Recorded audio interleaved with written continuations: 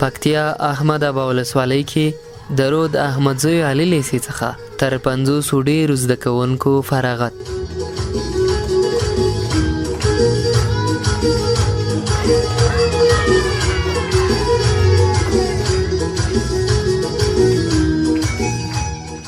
وای خوښ دي او هیواد ته به خدمت کوي.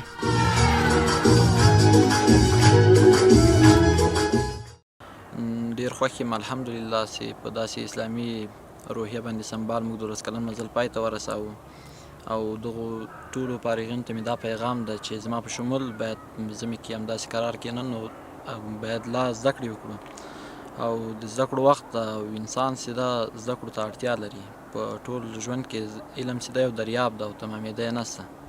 بالکل دغه 12 کلونه چې ولو ستونزې مشکلات بیا هم موږ خپل هوډ لرلو موږ دې ته ژمن وو چې خپل هېواد ته به راتلونکي یو څه واوسو او تعلیم وکړو. دا هېواد چې زموږ په تعلیم اباد دی بل هېڅ هم نه ابادېږي.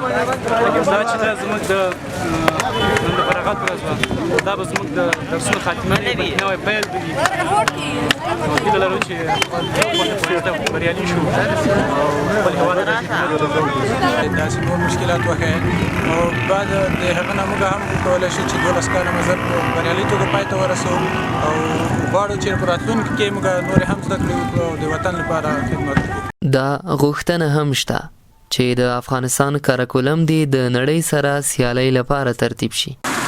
چون که حقیقت وویل سي په افغانستان کې بیا د مکتبو لیول د انګلیسي او کمپیوټر او نور ټکنالوژي او هغه وخت هغه زده کړې چې اوس د عصر زده کړې دي وخت زده کړې دي په هغوی کې موږ په هغه لیول نه یو نړیوال.